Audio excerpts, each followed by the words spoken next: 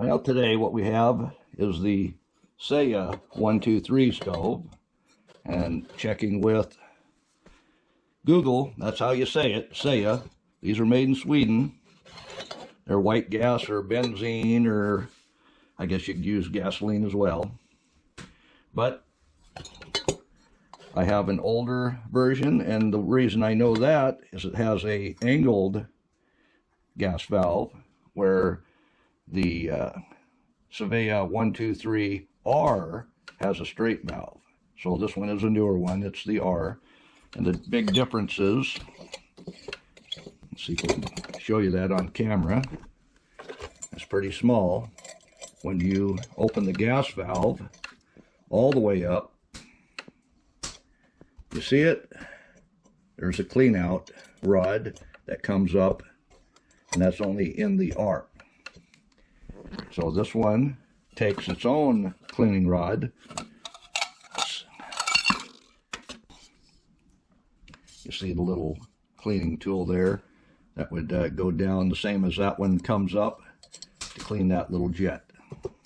But that one's made for the original. But we're going to test these to see if they're something you would want to light. Because if you buy these at a garage sale or a second-hand store, you just don't know. So let me give you a couple things to look for before you light one up. So the first thing you want to do is fill these about, just over 3/4 full. You do want to have airspace on top. And I have found the more airspace there is above the fuel, the quicker it'll light. And to open this, they should just be finger tight. And if I have that filled up and I tip it to 45 degrees, you see I'll get a little bit of fuel out. That's about right where you want it. I got to clean up that fuel before I go lighting it. Get that out of the way too. But one thing I found on this one, and this is cranked down tight. When I bought this at a garage sale, they had used this wrench to really crank it down. I didn't think anything of it, but with it cranked down and you tip it, you see the fuel come out. That means the gasket needs replaced. All these parts are still available. So we're not going to try this stove just because I need to replace the gaskets in that fuel cap.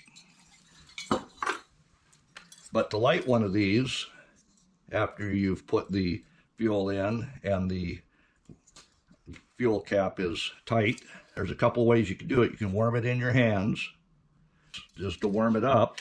And we'll do that with a match here. This will help warm up the fuel in that canister. And like I say, you can do that with a lighter, or you could just keep it in your pocket to warm it up as you're traveling somewhere. Let's see if that was enough to get that to light.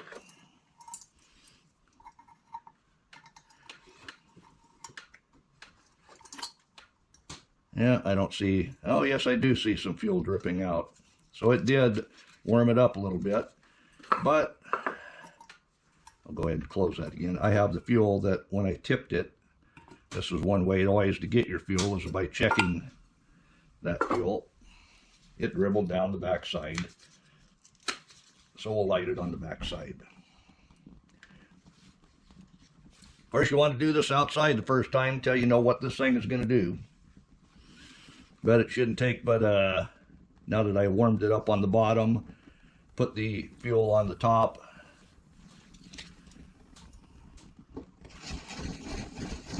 And you see as it warms up, that is the way it will get ready to be cooked with.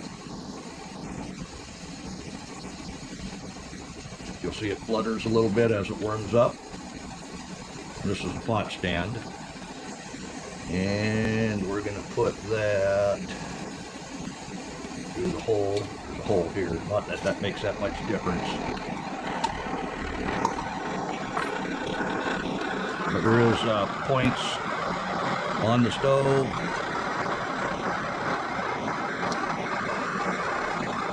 You see now that will line up with that.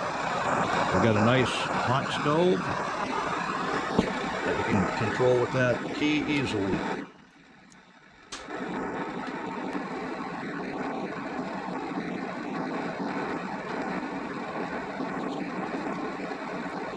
And like I say, that comes with, just happen to have it in this kit, that little wire to clean out the jet. Obviously you're not going to be able to do it when it's hot. It also came with the lid, or the handle for the pot. This one just happened to be missing that part of it. But you see, it doesn't take anything to get these lit. It's cold out here today. That little bit of a match underneath.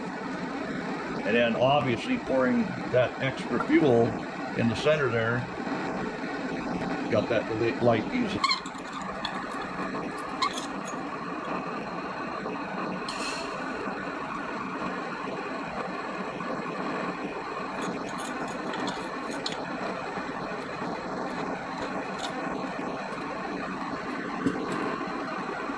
How long do you think it's going to take to boil? Well, we can put it on turbo.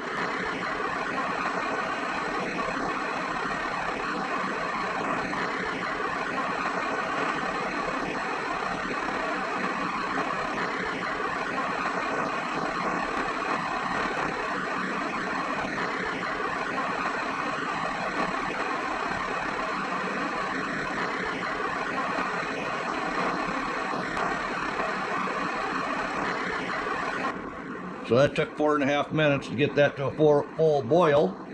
So I think that's pretty decent. Tell me what you think. Do you have one of these stoves? Are they worth it? They're backpackable for sure. Doesn't take that much fuel to make them work. And they turn off just like that.